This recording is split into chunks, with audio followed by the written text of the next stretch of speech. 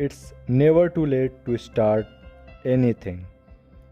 ज़िंदगी के किसी भी स्टेज में आप हो, कभी भी अपने ड्रीम्स, अपने गोल्स को अचीव करने के लिए आप अपने काम को स्टार्ट कर सकते हो।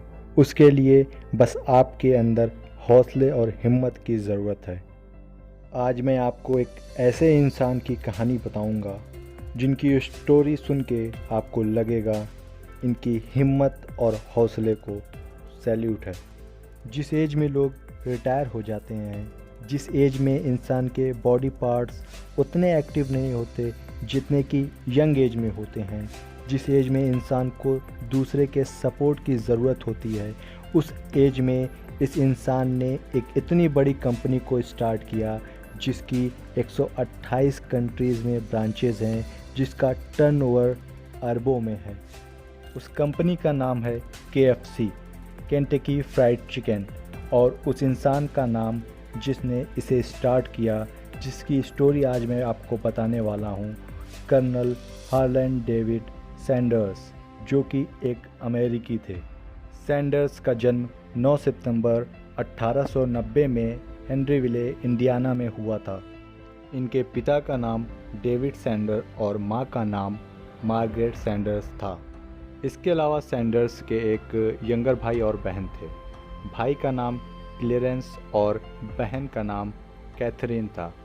सैंडर्स के परिवार में सब कुछ नॉर्मल चल रहा था। अचानक 1895 में फीवर के कारण उनके पिता की मृत्यु हो गई। उस समय पे सैंडर्स की उम्र 5 साल की थी।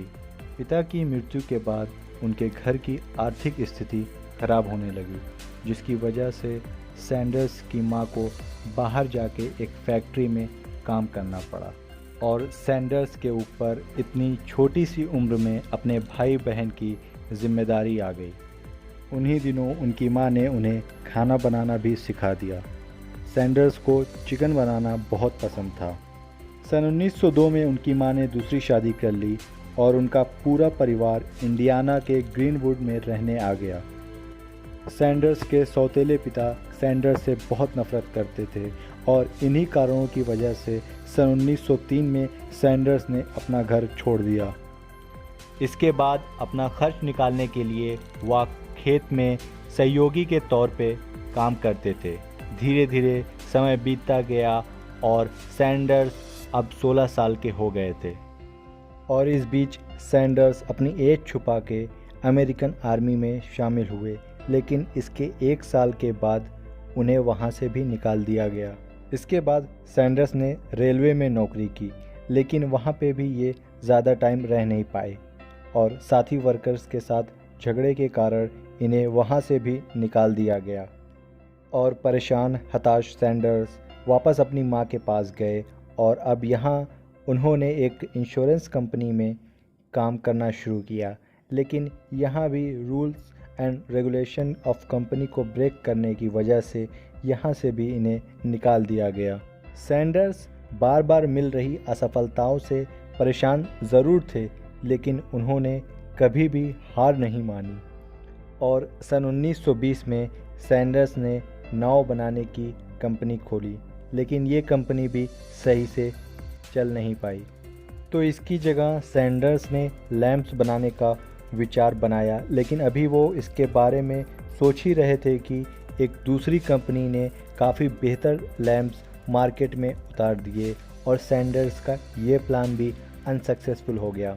साल दर साल बीतता गया, लेकिन सैंडर्स की स्ट्रगल अभी भी जारी थी और 40 की उम्र में सैंडर्स ने डिसाइड किया कि वे चिकन के पकवान बेचने का काम करेंगे। अपने चिकन के पकवान को लोगों तक पहुंचाने के लिए सैंडर्स ने सड़क से गुजरने वाले लोगों को इसे फ्री में बांटा। कुछ समय के बाद ही उन्होंने सड़क के किनारे एक छोटा सा रेस्टोरेंट खोल लिया।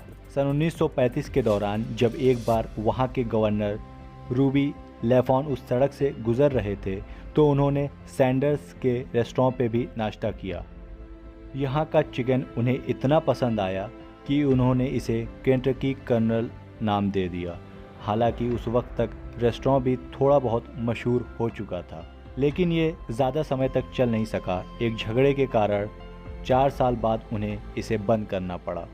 इसके बाद सैंडर्स ने दोबारा इसे खोला, लेकिन विश्व युद्ध छिड़ने की वजह से इसे बंद करना पड़ा और धीरे धीरे सैंडर्स की जमा पूंजी भी खत्म होने लगी थी। अब सैंडर्स 62 वर्ष के हो चुके थे, तो सैंडर्स ने सोचा कि क्यों ना इसकी ब्रांचेस खोली जाएं।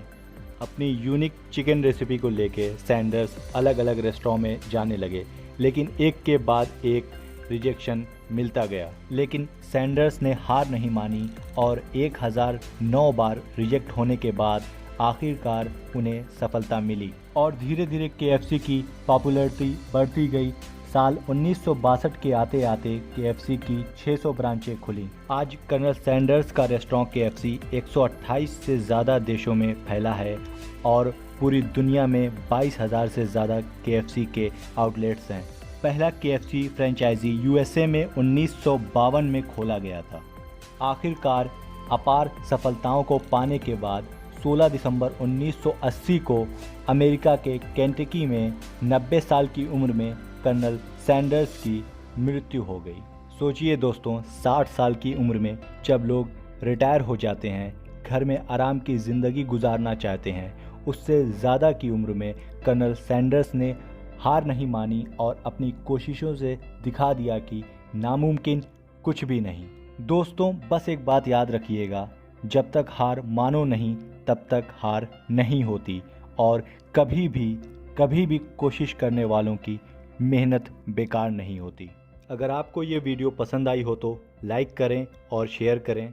अगर अभी तक आपने मेरा चैनल सब्सक्राइब नहीं किया है तो कर लीजिए और पास में लगे बेल आइकन को भी प्रेस कर दीजिए, जिससे कि मेरी आगे आने वाली वीडियोस का नोटिफिकेशन आपको मिल सके।